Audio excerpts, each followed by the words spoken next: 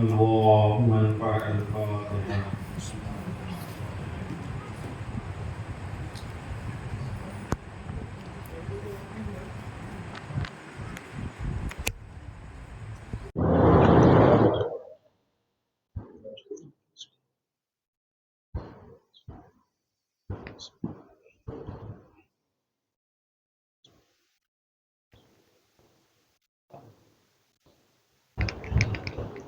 ما شاء الله لا قوة إلا بالله العلي العظيم.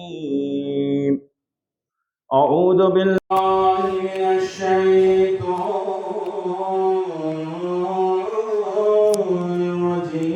الرجيم. بسم الله الرحمن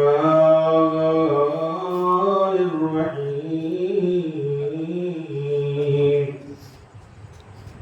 الحمد لله رب العالمين،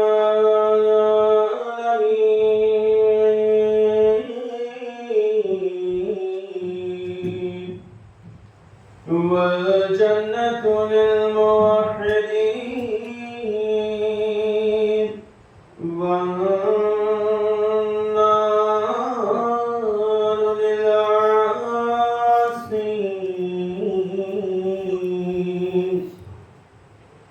والصلاة والسلام على أشرف الأنبياء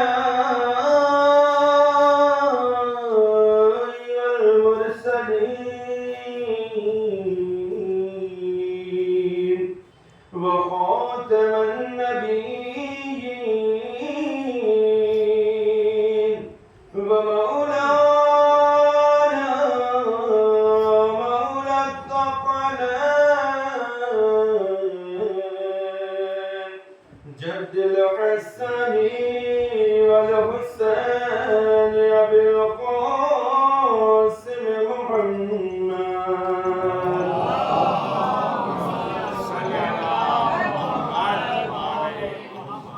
وآله الطيبين الطاهرين المعصومين المظلومين،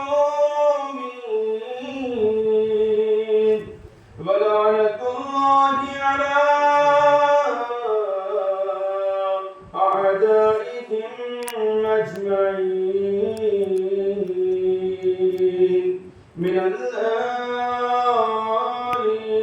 إلى يوم الدين.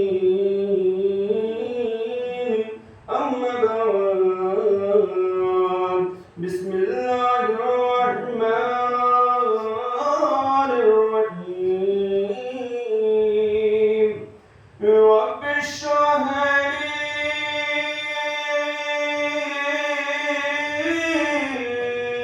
لي صدري ويسر لي أمري، واحلل عقدة من لساني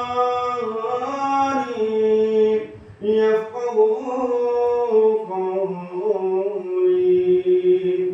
وقال الله تعالى الحكيم في القرآن الكريم: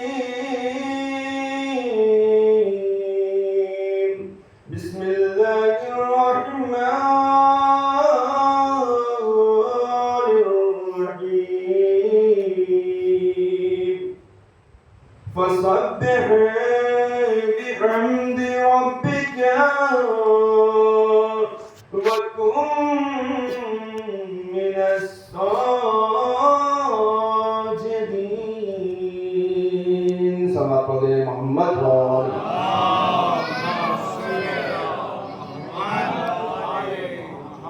ایک اور صلوات پڑھیں مل کر محمد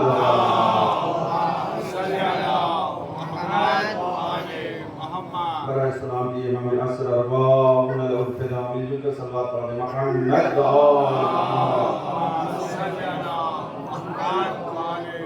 تمام مومنین و مومنات کی جو امان جو سلامتی کے لیے آفات و بلیات سے حفاظت کے لیے خصوصی طور پر جو لوگ مریض ہیں ان سب کی شفا یابی کے لیے جتنے مومنین و مومنات یہاں موجود ہیں ان کے تمام تر مرحومین کی مغفرت کے لیے مل کر صلوات پڑھیں محمد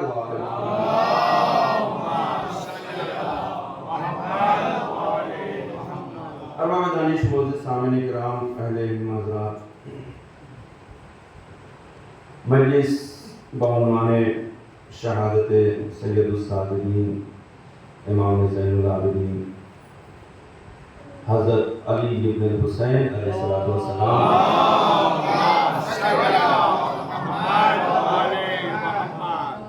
انعقاد ہے، اور ہم سب مولا کی خدمت میں عزادار ہیں، اور خصوصی طور پر اپنے وقت کے امام کی خدمت میں اس شہادت پرسوز اور غمانگیز موقع پر ان کی خدمت میں تعزیت اور تسلیت پیش کرتے ہیں کہ جنہوں نے زیارت ناحیہ میں اپنے جد مظلوم کو اس طرح سے سلام کیا کہ سلام ہو اس پر کہ جو کربلا سے کوفہ، کوفے سے شام تک مصیبتوں کا سامنا کرتا رہا۔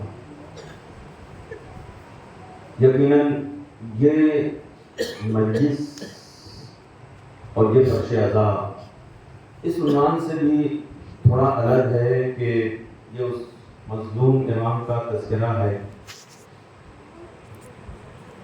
کہ جس نے بہت ہی زیادہ مصائب کا سامنا کیا۔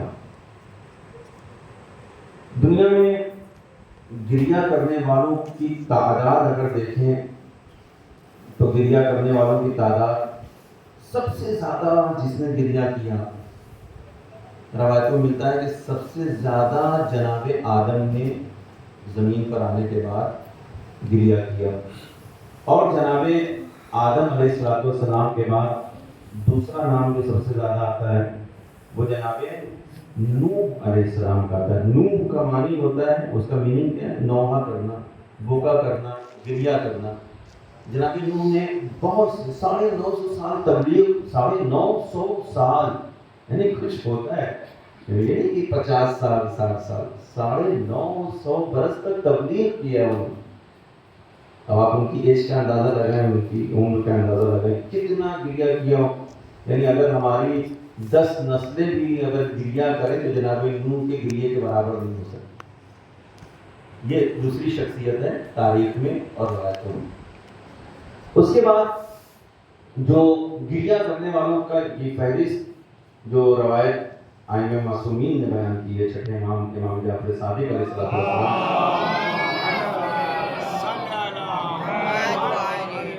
اس میں تیسرا نام جناب ایوب کا آتا ہے کہ جناب ایوب نے بہت ہی زیادہ گریہ کیا، اتنا گریہ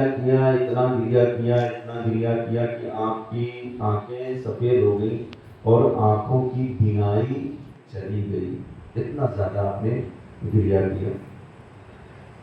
چوتھی شخصیت جس کے بارے میں ملتا ہے وہ انبیاء میں سے بھی نہیں ہے، رسولوں میں سے بھی نہیں ہے، نبیوں میں سے بھی نہیں ہے، اماموں میں سے بھی نہیں ہے، بلکہ وہ ہیں کہ جن کے اوپر نبوت کا بھی انحصار ہے، امامت کا بھی انحصار ہے، اور وہ نبوت کے لیے بھی حجت ہے، امامت کے لیے بھی حجت ہے، یعنی بی بی فاطمہ الزہرا۔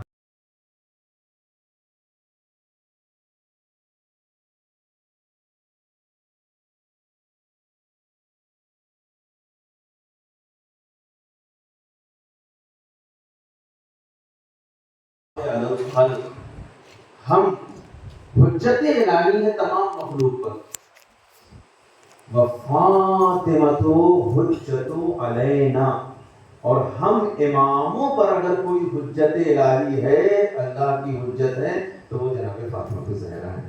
یعنی جناب زہرا سلام اللہ علیہا امامت کے لیے حجت ہیں. اب آپ تصور کریں کہ ان کی شخصیت کیا ہوگی. انشاءاللہ کوئی اس کو تفصیل سے بیان کیا جائے گا. دیکھیے وہ چوتھی شخصیت ہے دنیا کی جس نے سب سے زیادہ دنیا میں گریہ کیا، اور اپنے بابا کی شہادت کے بعد، اور اس قدر گریہ کیا، اس قدر آنسو بہائے آپ نے کہ جو پاس پڑوس کے لوگ تھے ان کو اتنا برا لگنے لگا کہ جو ہے جناب زہرا اتنا گریہ کرتی ہیں، دن میں گریہ، رات میں گریہ. انہوں نے مولا کائنات سے آ کے آپ کو سنتے رہتے ہیں شکایت تک بھی کیا کہ علی جناب فاطمہ زہرا سے کہیں کہ جو وہ یا تو دن میں رو لیا کریں یا تو رات میں رو لیا کریں. تو مولا کائنات نے بیت الحزن کا جو ہے انتظام کیا. بیت الحزن یعنی کہ رونے کی جگہ جہاں پر غم منایا جائے. لوگ اعتراض کرتے ہیں ہمارے اوپر کہ مسجدوں کا تو وجود ملتا ہے، مسجدیں تو ملتی ہیں، ہم بارگاہیں کہاں سے؟ ہمیں تو تمہاری سمجھ میں نہیں آنے والا ہے. یہاں پر وہ خالص ذکر ہوتا ہے کہ جو اہل بیت سے منسوب ہوا کرتا ہے، جس کی ابتدا مولا کائنات نے جناب زہرا کے ذریعے سے کی تھی. سلمان پڑھے محمد و آل محمد.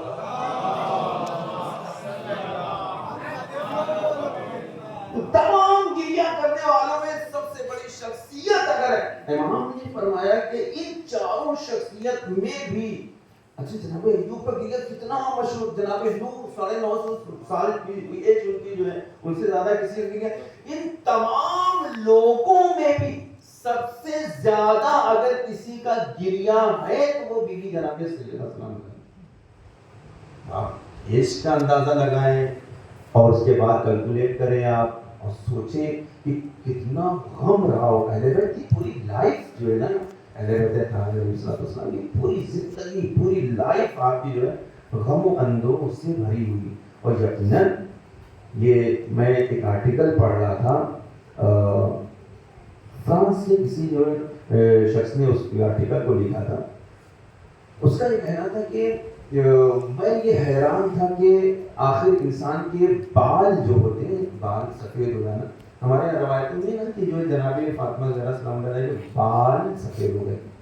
اچھا یہی وقت جو ہے جناب زینب سلام اللہ علیہ کہ جناب زینب جب مدینے سے کربلا آئی تھی اور جب کربلا سے واپس ریٹرن جو ہے مدینے پہنچی ہیں، کتنا زیادہ کتنے دن کا فاصلہ تھا؟ ہاں بہت زیادہ، 1 سال کا فاصلہ تھا. تو اس 1 سال میں وہ چینجنگ ہوئی کہ جناب عبداللہ نے جناب زینب کو نہیں پہچانا. اب آپ سوچیے ذرا 1 سال میں کیا اتنا مطلب ہو سکتا ہے. اچھا یہاں 1 سال کی بات ہے، یہاں جناب زہرا سلام اللہ علیہ کا جو معاملہ وہ 75 یا 95 دن کا معاملہ ہے. بابا کی وفات شہادت کے بعد 75 یا 95. وہ آرٹیکل نہیں تھا کہ اس نے جو یعنی اس چیز کو ثابت کیا، بہت یعنی تفصیل سے آرٹیکل تھا.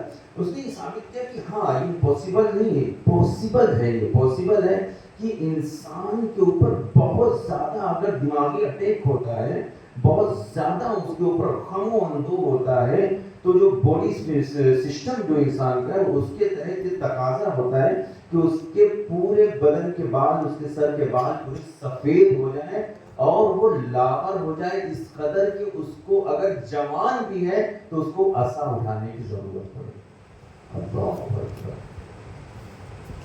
ہم اور تو کچھ نہیں بیان کرتے، یہی تو بیان کرتے جناب زہرا سلام اللہ علیہا کے بال سفید ہو گئے. اتنا گریہ کیا. میں بس اس کو میں بیان کرنا چاہ رہا تھا کہ سب سے زیادہ گریہ کرنے والوں میں جناب زہرا سلام اللہ. اس کے بعد اگر کسی کا نام تاریخ میں رقم کیا گیا تو مولا امام سجاد علیہ السلام. اب چونکہ دیکھیں میں آپ سے تھوڑا سا مدد چاہوں گا آج کی مجلس میں، اور آپ مجھے ہیلپ کریے گا میری. میں انشاءاللہ ساتھ ساتھ آپ کے رہوں گا اور انشاءاللہ کوئی بات کو پہنچانے کی کوشش کروں گا. کیونکہ دیکھیں مسئلہ یہ کہ اہل بیت اطہار علیہ الصلوۃ والسلام کی جو لائف ہے، ان کی ہسٹری جو ہے، ان کی جو زندگی ہے وہ پوری مصائب ہے، اور اس مصائب میں سے ہمیں فضائل کے گوشوں کو نکالنا ہے. ہم ان فضائل کے گوشوں کو مصائب میں سے ہمیں نکالنا ہے اس کو بیان کرنا ہے آپ کے سامنے. مولانا امام سجاد علیہ السلام کی ابتدا میں یہاں سے کرو کہ جب مولانا امام حسین علیہ السلام لاسٹ ٹائم پہ جو آپ کے پاس آتے ہیں، جب سب لوگ شہید ہو جاتے ہیں، کوئی نہیں بچا، سب کی شہادت ہوگی، تو جناب مولانا امام حسین نے امام سجاد علیہ السلام کو بیدار کیا، کہا بیٹا اٹھو. یہ ہسٹری ہمارے بچوں کو پتا ہونا چاہیے. میں اس لیے میں وہ تفصیل سے بیان کرتا ہوں کبھی کبھی تاکہ بچوں کے ذہن میں یہ بات آئے. کہا کہ بیٹا اٹھو، میں آخری جو ہے اس کے لیے آیا ہوں، میں اب جا رہا ہوں، اور شاید اس کے بعد تمہاری زیارت نصیب نہ ہو، میری زیارت تم کو نصیب نہ ہو. مولانا امام سجاد علیہ السلام نے آنکھوں کو کھولا. غشی کا عالم تھا، اتنی زیادہ نقاہت تھی آپ کے بدن میں کہ آپ آنکھ کو بھی نہیں کھول پا رہے تھے. آپ نے اپنے آپ کو سنبھالا اور امام کا حکم تھا، اٹھ کر آپ بیٹھے. آپ نے ایک ایک کا نام پوچھا. آپ ذرا تصور کریں، مولانا امام سجاد علیہ السلام ایک ایک کا نام پوچھا. آپ پوچھتے ہیں کہ بابا اکبر کہاں ہے، کیونکہ آپ نے جس کنڈیشن میں امام حسین علیہ السلام کو دیکھا تھا وہ نارمل کنڈیشن نہیں تھی. مطلب جو صبح میں جو دیکھا تھا وہ کسی اور طریقے سے دیکھا تھا.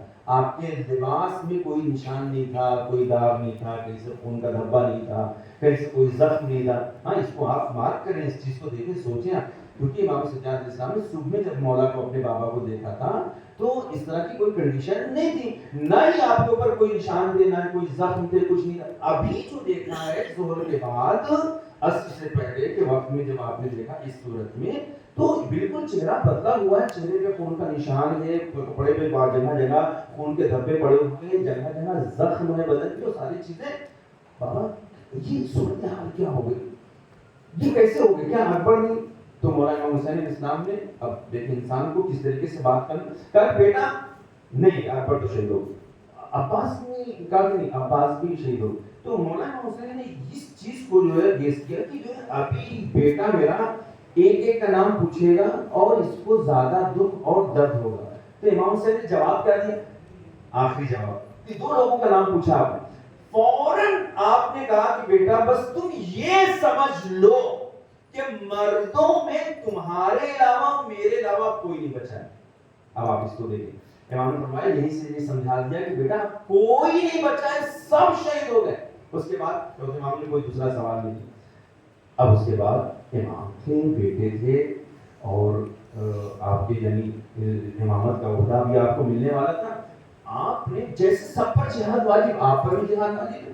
اب یہ الگ بات کہ آپ جو ہے مریض کے اس وقت بیماری کے عالم میں تھے تو لہٰذا آپ کے اوپر سے جہاد ثابت تھا، لیکن اپنا فرض آپ نے پورا کیا. اب میں میرے ساتھ یہ سے ہو جائے آپ لوگوں کہ اپنا فرض آپ نے امامت کا، اپنی ذمہ داری کا فرض جو تھا اس کو آپ نے پورا کیا. کہ بابا مجھے اجازت دیجیے، میں جہاد کرنا چاہتا ہوں. پھر محمد حسین علیہ السلام نے کیا پوچھا آپ سے؟ آپ نے پوچھا بیٹا یہ بتائیے کہ آپ جہاد اکبر کرنا چاہتے ہیں یا جہاد اصغر؟ اللہ اکبر. آپ جہاد اکبر کرنا چاہتے ہیں یا جہاد اصغر کرنا چاہتے ہیں؟ امام کے بیٹے ہیں، معذاللہ ہماری جیسی فکریں نہیں ہیں، امام ہیں، امام ہونے والے. کہا کہ آپ جہاد اکبر کرنا چاہتے ہیں یا جہاد اصغر کرنا چاہتے ہیں؟ کیا چوتھے امام کو نہیں پتا تھا کہ جہاد اصغر کیا ہوتا ہے، جہاد اکبر کیا ہوتا ہے؟ کہا کہ بابا آپ سمجھائیے مجھے کہ جہاد اکبر کیا ہے، جہاد اصغر کیا ہے. کہا کہ بیٹا جہاد اصغر یہ ہے کہ میدان جنگ میں جا کر شہید ہو جاؤ، جیسے کہ سب نے شہادت کو پیش کیا. کہا پھر بابا جہاد اکبر کیا ہے؟ کہا کہ بیٹا جہاد اکبر میری شہادت کے بعد یہاں سے کربلا سے کوفہ، کوفہ سے شام، ماں اور بہنوں کو ننگے سر دیکھتے ہوئے جانا. امام حسین علیہ السلام نے جیسے ہی یہ بات کہی تو چوتھے امام علیہ السلام نے فرمایا بابا میں جہاد اکبر کرنا چاہتا ہوں، میں جہاد اکبر انجام دینا چاہتا ہوں. مجھے ایکسپٹ ہے، مجھے قبول ہے کہ میں آپ کی اس ذمہ داری کو آپ کے بعد نبھاؤں گا، اور اس پیغام کو کربلا سے نکال کر کوفے، کوفے سے نکال کر شام، شام کے دربار، شام کے بازار، اور پھر وہاں سے پوری دنیا تک اس کو عام کروں گا. اب میں یہاں پر میں دربار تک لے کر آتا، لیکن ایک روایت جو علماء بیان کرتے ہیں اس کو میں پہلے یہاں پہ بیان کروں، اس کے بعد اس کو میں یہاں سے مسلسل کرتا ہوں. عالم ارواح میں جب پروردگار سرکار عالم نے سب سے وعدہ لیا، سب سے وعدہ لیا. بہت مشہور روایت. امام حسین علیہ السلام سے بھی وعدہ لیا گیا کہ حسین اپنی شہادت کو کربلا کے میدان میں پیش کرنا ہوگا. امام حسین علیہ السلام نے فرمایا پروردگار مجھے قبول. کہا بیٹوں کی شہادت مجھے قبول. ایک سلوات پڑھیں ملوے محمد والے. تھوڑا تھوڑا آپ لوگ آگے آ جائیں، تھوڑا سا آپ لوگ آگے آ جائیں. تو پیچھے لوگ ان کے لیے بیٹھنے کی جگہ کافی جگہ ہے. تھوڑا تھوڑا آپ لوگ کیا کہیں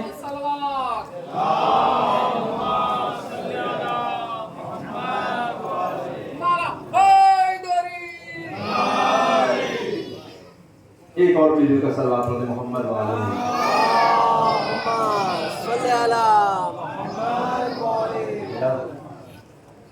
ایک اور سلوات پڑھنے مل کر محمد والے.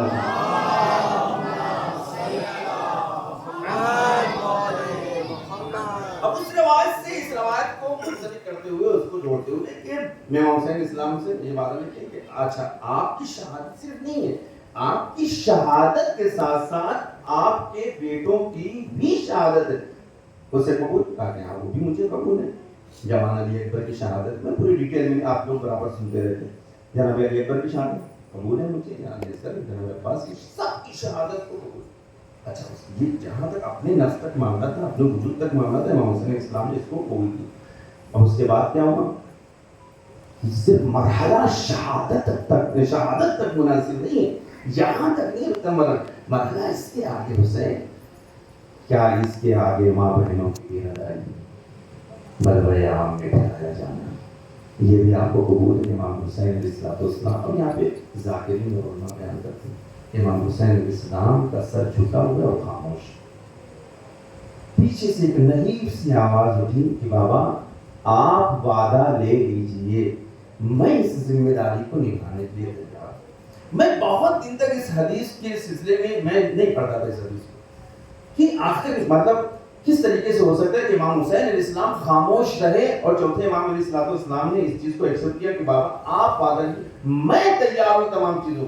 لیکن جب اس روایت میں نے جو اس سے پہلے پیش کیا وقت شہادت امام حسین علیہ السلام سے پہلے، امام حسین علیہ السلام نے پوچھا بیٹا بتاؤ تم جہاد اکبر کرنا چاہتے ہو یا جہاد اصغر کرنا چاہتے ہو؟ تو مولا سجاد نے کیا فرمایا بابا مجھے جہاد اصغر قبول نہیں ہے، میں جہاد اکبر کرنا چاہتا ہوں. یعنی مجھے قبول ہے کہ اپنے ماں بہنوں کو بھی لڑائی کو دیکھوں، مجھے قبول ہے کہ میں یہاں سے کوفے قید ہو کر جاؤں، مجھے قبول ہے کہ یہاں سے شام تک کا سفر طے کروں. اللہ یہ ساری مرحلے یہ آسان بات نہیں. امام سجاد علیہ السلام کے کاندھے پر کہیں زیادہ ذمہ داری ہے، کیونکہ جو کربلا کو اور اس جنگ کو امام حسین علیہ السلام کی شہادت کو منحصر کیا گیا ایک صحرا ایک جنگل تک. آپ اس چیز کو توجہ کریں، کوفہ نہیں ہے، کوفے سے بہت دور کربلا ہے. نجف نہیں ہے، نجف سے بہت دور کربلا. شہر نہیں ہے، اس وقت کوئی آبادی نہیں تھی وہاں پر. ایک کا دوسرے دور دراز گاؤں میں کوئی نہ کوئی رہے. قبیلے بنی اسد وہ دور دراز گاؤں میں رہا کرتے، اس قبیلے وہاں پر نہیں تھے، وہ دور دراز گاؤں میں وہاں پر رہتے تھے. اور بھی جو آبادی تھی بہت کم آبادیاں تھی. مقصد کیا تھا؟ مقصد صرف یہ تھا یزیدیت کا. بڑی توجہ میرے جوانوں میرے دوستو، مقصد یزیدیت صرف یہ تھا. یزید کا مشن یہ صرف تھا کہ رسول آل رسول کو، فرزند رسول کو اس صحرا میں اس جنگل میں قتل کرنے کے بعد اس مشن کو یہیں پر ختم کر دیا جائے. کسی کے کان و کان تک یہ خبر ہی نہ ہونے پائے کہ کون شہید ہوا، کس کو شہید کیا گیا، کس نے شہید کیا، کسی کا نام اوپن نہ ہونے پائے. یہ بہت بڑی سازش تھی، لیکن اس سازش کو ناکام کیا ہے مولا امام سجاد علیہ السلام اپنے خطبوں کے ذریعے، اپنے بیان کے ذریعے، اپنے مشن کے ذریعے. ذرا آپ تصور کریں کہ وہ انسان کہ جو سلاخوں میں، جو زنجیر میں، بیڑیوں میں، توق میں اس طریقے سے اس کو جکڑ دیا گیا ہو. میں راہ کوفہ و شام کی منزلوں کو اگر میں پیش کروں اور آپ کبھی اس کا مطالعہ کریں کہ وہ اذیتیں، وہ مصیبتیں کہ جو راہ کوفہ و شام میں مولا امام سجاد علیہ السلام نے دیکھی ہیں، آج تک دنیا نے کسی نے اس کو نہیں دیکھا ہے. آپ اس کو درک کریں. میں انشاءاللہ بھی مسائل میں اس چیز کو میں عرض کروں گا. خود میری ایک تحقیق ہے، میری تھیسس ہے اس پر، جو میں نے اس پر باقاعدہ کام کیا اس چیز پر، کہ یقینی طور پر دنیا نے اس کو ایکسپٹ کیا کہ جو مصیبت مولا امام سجاد نے برداشت کی ہے، اور اس مصیبت کے باوجود مشن امام حسین علیہ السلام کو دنیا کے کونے کونے، گوشے گوشے، گاؤں گاؤں، شہر شہر پہنچا دینا، یہ امام سجاد کا کمال ہے.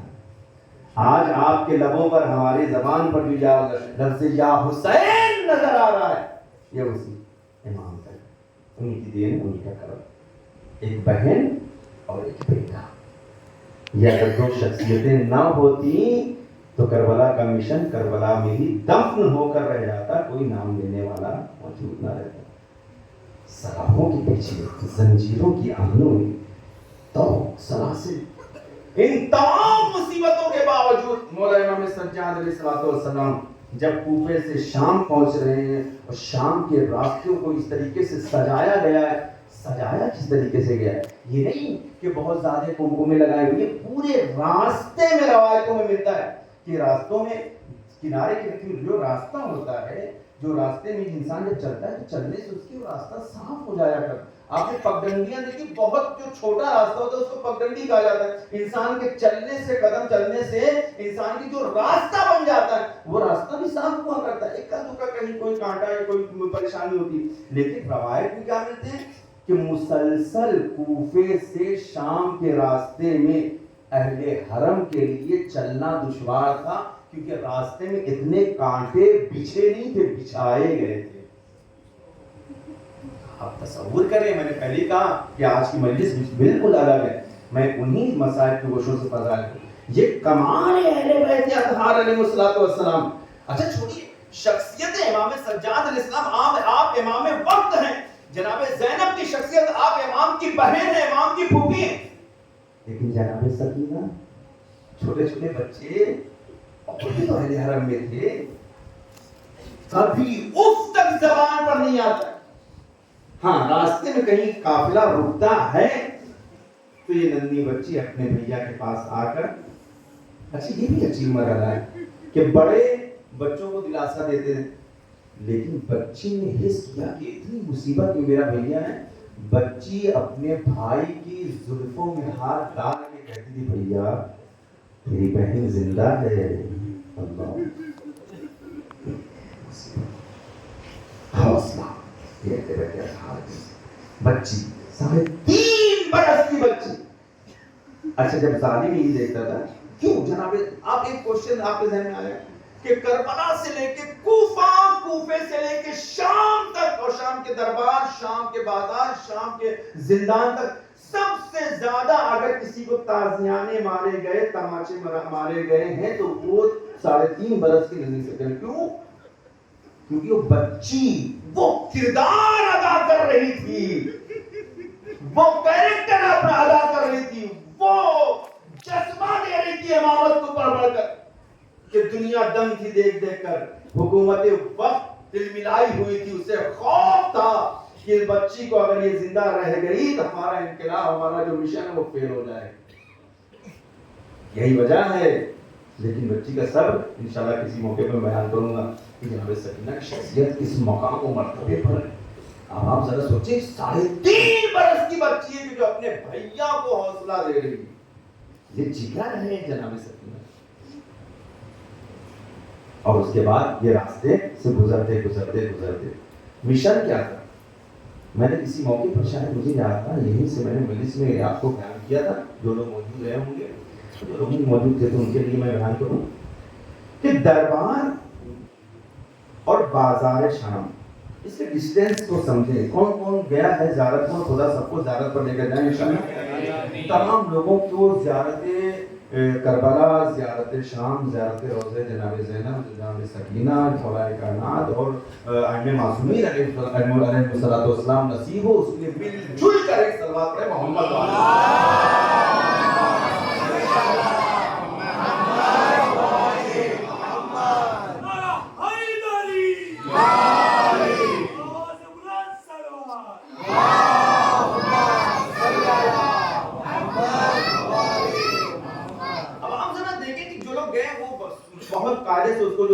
دیکھا ہوگا اپنی آنکھوں سے، وہ بیان کر سکتے ہیں ڈسٹینس کتنا ہے، فاصلہ کتنا ہے بازار شام اور دربار شام،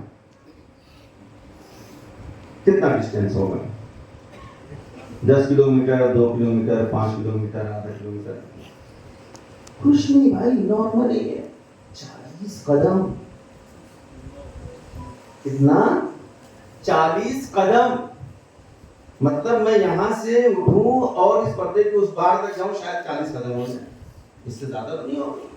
تھوڑا اور بڑھا لیا تو اس سے زیادہ ہوگا، بڑے بڑے قدم اٹھائے ہیں، اس سے زیادہ تو نہیں ڈسٹینس. لیکن روایت کیا کہتی ہے؟ اسی 40 قدم کو عبور کرنے کے لیے اہل حرم کو 3 دن لگے. کتنے دن؟ 3 days. 3 دن لگے ہیں. آخر کیوں؟ سمجھ رہے ہیں آپ؟ تم بہت مسائل سنتے ہیں آپ. مسائل حس کرنے کا نام ہے، فکر کرنے کا نام ہے. انسان کی رات کی نیندیں اڑ جائے اگر اس کو سوچ لے. زندگی بھر اگر گریا کرے انسان کو خدا جناب نوح کی عمر بھی عطا کرے اور وہ گریا کرتا رہے تو کم ہے. 40 قدم ہوتے کیا ہے؟ آخر کیوں 72 گھنٹے کے ورز ہے، 72 گھنٹے 72 ہارس، یعنی کیا مطلب؟ آخر وجہ کیا ہے؟ آپ نے کبھی تصور کیا کہ یہ اتنا چھوٹا سا ڈسٹینس، اتنا چھوٹا سا فاصلہ اتنی دیر میں کیوں طے ہوا؟ بار بار یہ کہا جا رہا تھا ابھی دربار سجایا جا رہا ہے. نہیں، صرف دربار نہیں سجایا جا رہا تھا، پورے بازار میں ہجوم تھا. کوفے والوں کا، شام والوں کا، مصر والوں کا. اسی کے تھوڑی دور فاصلے پر وہ چوراہا، وہ چوک بھی تھا جہاں پر غلام فروش کیے جاتے تھے، جہاں کنزیں بکا کرتی تھی، وہ ساری چیزیں تھیں. اور یہ سب کیوں آئے تھے پتہ ہے آپ کو؟ اسی لیے مولا امام سجاد علیہ السلام سے جب کوئی پوچھتا تھا کہ مولا آپ کو سب سے زیادہ مسائل کہاں پر پڑے، اب آپ اس جملے سے آپ سمجھیے گا، مولا کہتے تھا شام شام شام. بڑا شام ہی کیوں، کربلا بھی تو، کوفہ بھی تو، یعنی جو شام پر ان میں گزری وہ کہیں نہیں گزری. میں نے ڈیٹیل سے اس پر کام کیا ہے، میں نے دیکھا واقعہ مولا سجاد اسلام کیوں آخر شام کہا، یہ ورڈ کیوں استعمال. اچھا ایک مرتبہ نہیں مولا نے کہا شام شام شام. اتنا تو اتنا مولا جناب علی اکبر کی شہادت پر اتنا نہیں ہوئے، اپنے بابا کی شہادت پر اتنا گریا نہیں کیا ہے جتنا شام پر آپ نے گریا کیا. حوصلہ رکھو، حوصلہ رکھو، مولا کا غم مناتے ہیں، حوصلہ رکھو. مولا کی مصیبت کو سنو، مولا پہ کتنی مصیبت پڑی. جانتے ہو یہ 40 قدم کے فاصلے پر اہل حرم بیچ سے گزر رہے ہیں، دونوں طرف بلڈنگز ہیں، گھر ہیں، ان کی چھتیں ہیں، اور بیچ میں لوگوں کا ازدحام ہے. سمجھ رہے کیوں آئے ہوئے یہ سب کو بتایا گیا تھا پہلے سے کہ اسلام کے باغی آ رہے ہیں. کون آ رہا ہے؟ اسلام کے باغی آ رہے ہیں، اسلام کو نقصان پہنچانے والے آ رہے ہیں، اسلام کو ختم کرنے والے آ رہے ہیں.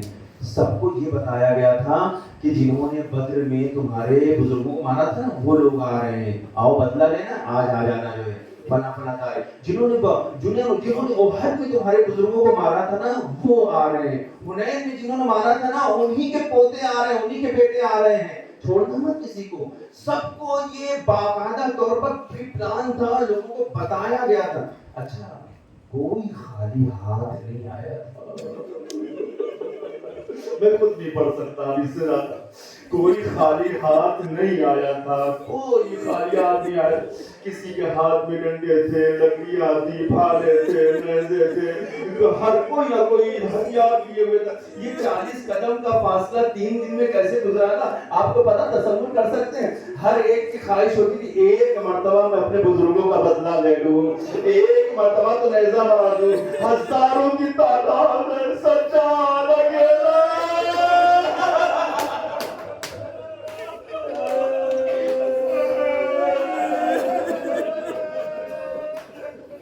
ہائے سجاد کیا کرے. اچھا یہ نہیں صرف سامنے سے مسائل، سامنے سے بیان فرمایا کہ جب ہم بازار شام میں پہنچے، ابھی میں بازار شام میں ہوں، بازار شام میں جب ہم پہنچے تو یہ صرف نہیں کہ مجھ پر سامنے سے اٹیک ہو رہا تھا، پیچھے سے اٹیک ہو رہا تھا، نہیں، ہم پر اوپر سے بھی اٹیک ہو رہا تھا۔ عورتوں کو سمجھایا گیا تھا، عورتیں باقاعدہ کھولتا ہوا پانی ہم پر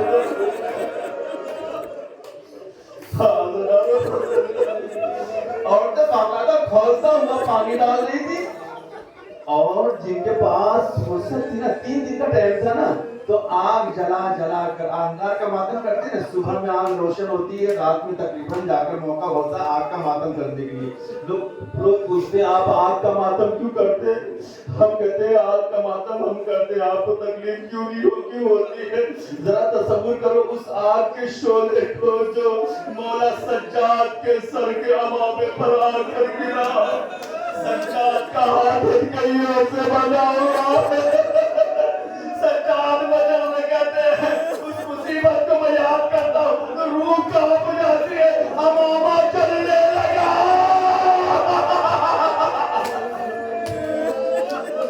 میرے ہاتھ بندے دے، برداشت کرنا عزیزانو، برداشت کر لینا، شہادت کی شب ہے، یقیناً زہرا آئی ہوگی، میں کیسے ہٹاتا؟ امامہ نہیں ہٹا سکتا تھا۔ ایک روایت جو میں نے دیکھا، معتبر عالمہ نے بھی اس کو پڑھا، امام فرماتے ہیں کہ جب یہ بازار سے ہم دربار تک پہنچے ہیں نا تو میرا امامہ جل کر خاک ہو چکا تھا، سر کی کار جل رہی تھی۔ عزادارو، مولا سجاد دربار میں پہنچے، 3 دن لگ گئے عزادارو دربار میں پہنچنے میں۔ اب جب دربار میں پہنچے نا، عزادارو بس تھوڑی دیر میں آپ کو واقعی میں تو بس آپ سے میں معذرت چاہتا، تھوڑی دیر میرے ساتھ ہو لیں، میں دربار کا ایک منظر پیش کر دوں، جتنا رونا ہوگا آپ روئیے گا، میں نہیں روکوں گا عزادارو، مجھے گریہ کرنے سے نہیں روکنا ہے۔ ہاں بس ایک منظر دربار میں مولا سجاد پہنچے، ایک مرتبہ مولا نے نظروں کو اٹھا کر دیکھا، 700 کرسی نشین بیٹھے ہوئے ہیں۔ یہ 700 کرسی نشین کون تھے پتہ ہے؟ یہ 700 کرسی نشین یہ شام کے نہیں تھے، یہ مصر کے نہیں تھے، یہ بلکہ پوری دنیا کے بلائے ہوئے وزیروں کو بلایا گیا تھا، پوری دنیا کے جتنے بادشاہ تھے، بڑے لیڈرز تھے، بڑے عہدیدار تھے، ان سب کو بلایا گیا تھا۔ اس لیے بلایا گیا تھا تاکہ یہ شو کیا جائے کہ اسلام ہمارے پاس ہے، ان لوگوں نے اسلام کے خلاف آواز کو بلند کیا، ہم نے ان کو قتل کر دیا، ان کے بزرگوں کو مار دیا، جو لوگ بچے ہیں ان کو بھی مارنے کا پلان ہے، یہ کوئی زندہ رہنے والا نہیں ہے۔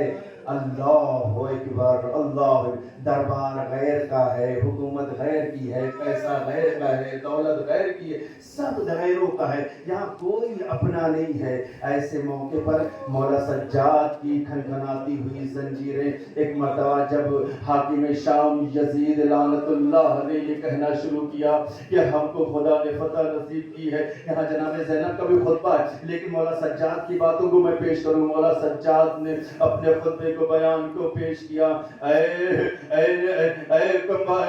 خدا کے دشمن، تجھے یہ خوف نہیں ہے کہ تو کس پر انگلی اٹھا رہا ہے؟ ادھر سے جناب زینب نے آواز کو بلند کیا۔ اب جب جناب زینب جناب امام سجاد کی آواز بلند ہوئی نا، یہ جو 700 کرسی نشینوں کو ان کو پڑھایا گیا تھا، سکھایا گیا تھا کہ یہ لوگ دشمن ہے، دین کے دشمن ہے، اسلام کے دشمن ہے۔ ایک مرتبہ سب نے کہا یزید تم نے ہمارے ساتھ دھوکہ کیا ہے، جو لوگ قید رہ کر بھی بولنے کی صلاحیت رکھتے ہو وہ غلط نہیں ہو سکتے ہیں، غلط تو ہے کہ تو ان کو اسیر کر کے یہاں تک لے کر آیا ہے۔ اللہ اکبر۔ ایک مرتبہ جب دوسرے خطبے کا موقع آیا ہے، مولا امام سجاد علیہ السلام نے جیسا خطبہ لینا شروع کیا، ایک مرتبہ حاکم کہتا ہے، یزید کہتا ہے، مؤذن کو بلاتا ہے، کہتا ہے جلدی بلاؤ اذان دی جائے، تھوڑا سا صبر کرنا، بس ایک جملہ عزیز ہو، یہ کہتا ہے اذان دی جائے۔ ایک مرتبہ مولا سجاد نے دیکھا کہ اس نے اذان دینا شروع کیا، اللہ اکبر، اللہ اکبر۔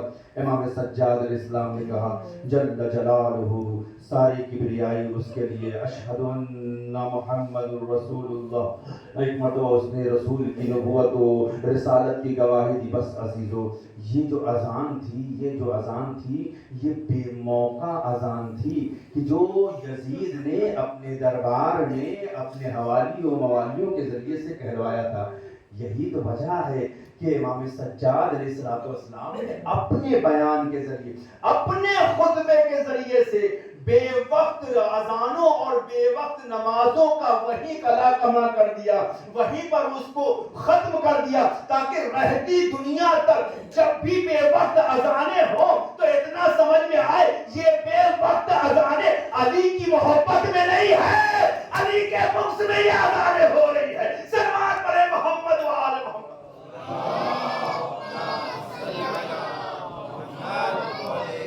اور جو مولا سجاد نے خطبہ پیش کیا ہے، ایک مرتبہ جلال کے عالم میں آگے کہتے ہیں اے محسن رک، تیری مجال کے تو مجھ سے کہتا ہے اذان کی بات کرتا ہے، رک جائے یہیں پر، میں تجھ سے پوچھتا بتا یزید یہ جو تو نے رسول کا نام سنا، یہ اذان میں رسول کا نام لیا گیا، بتا یہ تیرے جد تھے یا یہ میرے جد تھے؟ ایک مرتبہ تیوریوں پر بل پڑنے لگے، بھرا ہوا دربار ہے، دوسرے وزراء بیٹھے ہوئے ہیں، پورے ممالک کے لوگ بیٹھے ہوئے ہیں، یزید کہے تو کیا کہے؟ مولا کہتے بتا، اب ذرا بتا یہ رسول اللہ کون ہے؟ تیرے جد ہے یا میرے جد ہے؟ تیرے جد ہے یا میرے جد ہے؟ یزید کو کچھ نہ بن پڑا، وہ کوئی جواب نہ دے سکا۔ ایک مرتبہ امام وقت نے اس وقت حوصلہ کرتے ہوئے بآواز بلند کہا یزید اگر تو یہ کہتا ہے کہ یہ تیرے جد ہے تو تجھ سے بڑا جھوٹا اس کائنات میں کوئی نہیں ہے، اور اگر یہ تجھے قبول ہے کہ یہ میرے جد ہے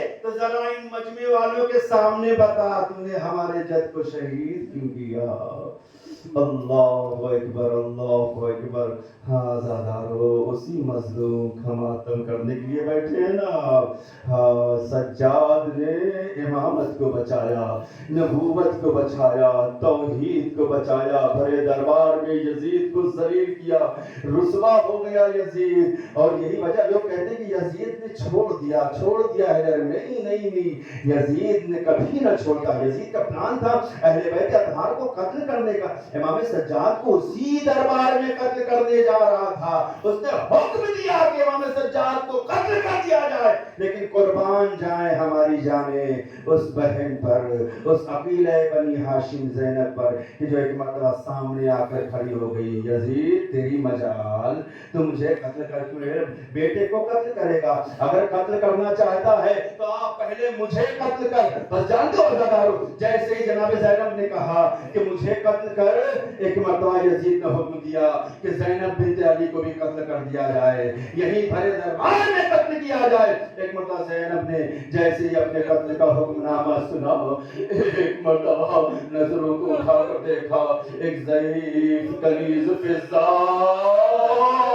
ایک مرتبہ بلند ہوتی ہے، وہاں سے اٹھ کر آتی ہے، زینب کے قریب آ کر کھڑی ہوتی ہے، یزید یہ میری شہزادی ہے، شہزادی اگر شہزادی زینب کو قتل کرنا ہے نا تو پہلے میرے لاشوں پر سے گزرنا ہوگا۔ ایک مرتبہ یزید نے کہا ان تینوں کو ختم کیا جائے، انہیں یہیں قتل کر دیا جائے۔ ایک مرتبہ فضا جلال کے عالم میں آتی ہے، اس مرتبہ کرسی نشینوں کو دیکھتی ہے، تخت پر نظر دوڑاتی ہے، تخت پر موجود حبشی غلاموں کو دیکھتی ہے، ایک مرتبہ حبشی زبان میں کہتی ہے اے غلاموں تمہیں شرم نہیں آتی مجھے پہچانا؟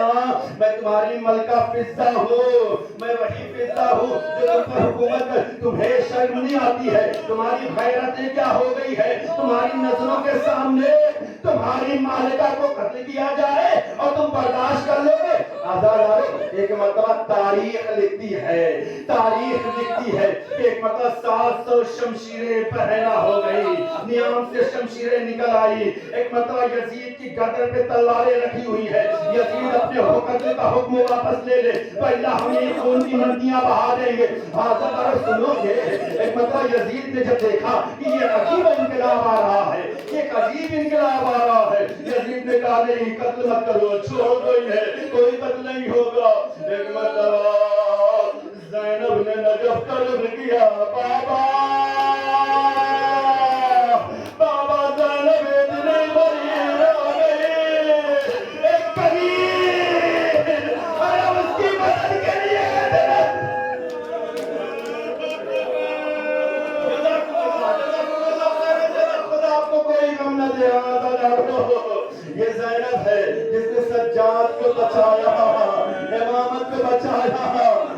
बचा कर घर तक लेकर आए।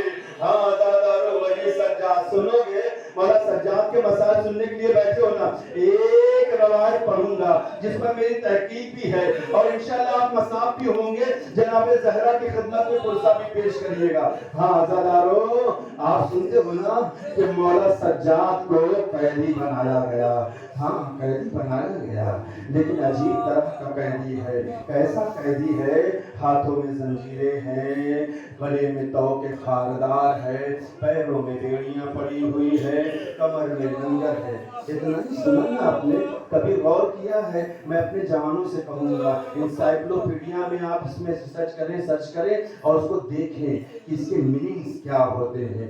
अजीजों मौला सज्जाद का खुतबा है। मौला फरमाते हैं यजीद से, यजीद तुमने मुझे रोम के कैदियों की तरह से क्यों कैद किया है? इमाम का कोई लफ्ज भी हिकमत से खाली नहीं होता है। इमाम ने कहा तूने हमको रोम के बागियों की तरह से, उनके कैदियों की तरह से क्यों कैद किया? मैंने जब इस पर रिसर्च करना शुरू किया तो दुनिया में सबसे ज्यादा जुल्म अगर किसी पर होता तो वो रोम के कैदियों पर होता है। जब वो कैदी बन जाता है ना तो फिर उसके बाद जिंदा वापस नहीं आता है। उसकी कंडीशंस क्या होती है? इंसाइक्लोपीडिया में देखें, जो कैदी होते हैं रोम के, उनकी कंडीशन क्या होती है, उनको कैसे कैदी बनाया जाता है, उनको कौन सा दौर पहनाया जाता है, कैसी जंजीरें होती है। बस अजीजों अगर इसको समझ लिया घर तक रोते हुए जाओगे। जब तसव्वुर करोगे ना आजादारों आंखों में आंसू आएंगे। जानते हो मौला सज्जाद को कौन सी जंजीर पहनाई गई थी? आजादारों गले में तौक था, उस तौक से जंजीर निकल के हाथों में आई, वो हाथों से एक जंजीर निकल कर कमर में आई, कमर में आकर लंगर बंधा। उस लंगर उसे कहते हैं कि जो जमीन पर खत खींचता हो उसमें भारी भरकम पत्थर लगा हुआ हो। सुनो आजादारों तसव्वुर किया आपने? भारी भरकम पत्थर यानी कैदी चल रहा हो तो उस पत्थर को खींचते हुए चले। आपने कभी गौर किया है? रवायत सुनते हो ना आजादारों, सर पटक के मचाने का मकाम है। इमाम के बारे में रवायत सुनते हो ना आजादारों, इमाम का कूफे से लेकर शाम तक सर कभी बुलंद नहीं होता था। दो वजह बयान करते हैं। पहली वजह ये थी कि जब भी सर उठाते थे माँ बहनों के लिए सरों को देखते थे। हाँ यकीनन। दूसरी वजह सुनोगे आजादारों, दूसरी वजह क्या थी? ये जो पत्थर था ना, तौक था, ये जो लंगर था ना, इतना भारी भरकम पत्थर था ना, सज्जाद में सकत नहीं थी कि उस पत्थर के वजन को उठा सके।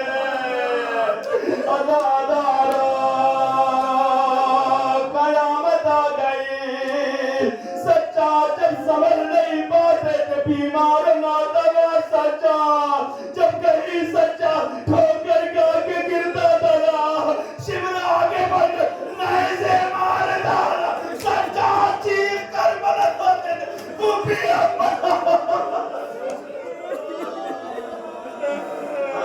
मैंने पढ़ लिया और आपने सुन लिया आसानी से। हाँ कभी गौर करना आजादारों, ये जो पत्थर थे उसको खींचते हुए आजादारों जानते हो इसका कनेक्शन तौक से हुआ करता था।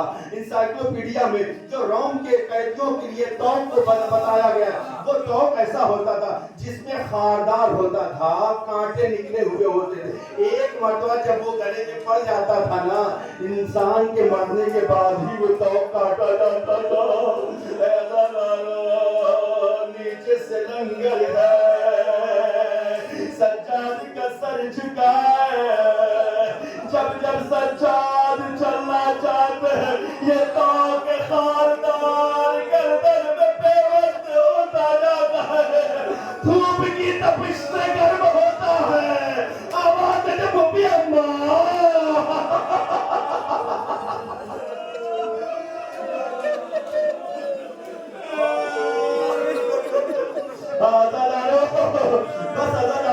बस से ज्यादा ना पढ़ सकूंगा। बस हाँ आजादारों, हाँ यही वजह है कि जब चौथे इमाम की शहादत वाक़े हो गई, इमाम बाकिर गुस्ल देने के लिए आए, गुस्ल देना शुरू किया। तो ही शख्सियत ऐसी जिसको गुस्ल देते वक्त लोग चीख कर रोए,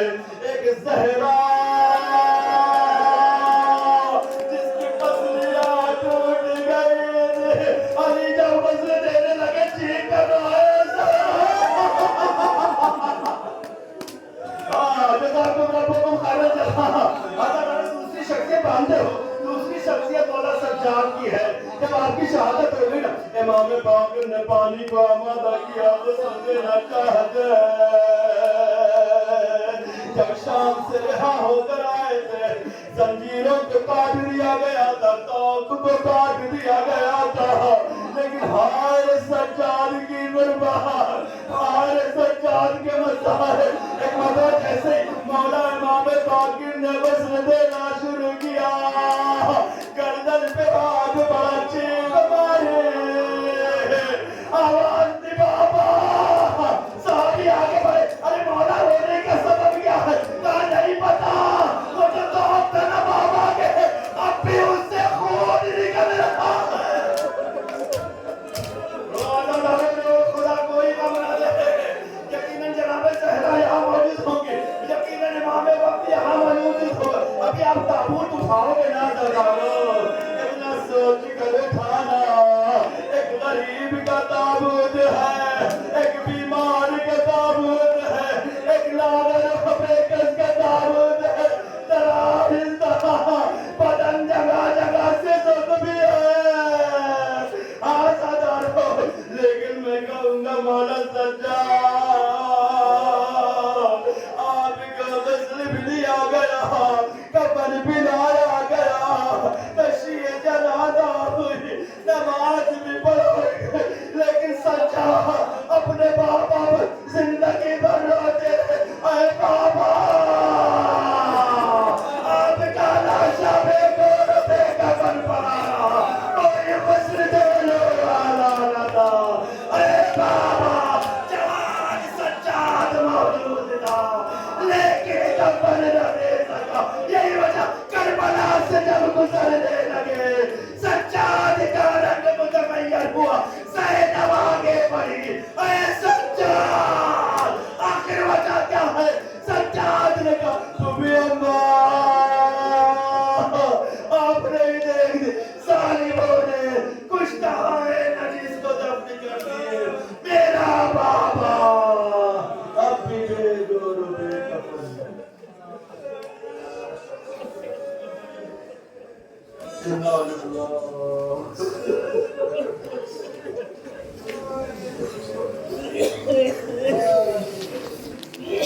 وإنا إليه راجعون. بحمد خلائقه وتسليما للأنبياء. يا الله يا الله يا الله, يا غني يا محمود بحق محمد, يا أنا بحق علي, يا فاطر بحق فاطمة, يا محسن بحق الحسن, يا قديم الإحسان بحق الحسين والدجال, وبحق الأئمة التسعة الطاهرين ومن ذرية الحسين عليهم الصلاة والسلام. خدایا ہماری اس پرسے کو قبول فرما. خدایا امام وقت کی خدمت میں ہماری اس تعزیت کو قبول فرما. اے میرے اللہ, ہماری اس نیک اور مختصر سی عبادت کو قبول فرما. خدایا اس مومنین میں بہت سے اپنی حاجتوں کو لے کر یہاں بیٹھے, اس ذکر سید الشہداء, ذکر اہل بیت کے توسط سے ہر ایک کی تمام مشکلات و پریشانیوں کو دور فرما. اے میرے اللہ, جہاں کہیں بھی شیعان حیدر کرار ہے, ان کی عزاداری کو, شیعوں کو, ان کی جان مال عزت و آبرو, کی ناموس اور بچوں کی حفاظت فرما. امام کے ظہور پر نور میں تاجیل فرما. ربنا تقبل منا یا انت السمیع العلیم. ماتم حسین یا حسین.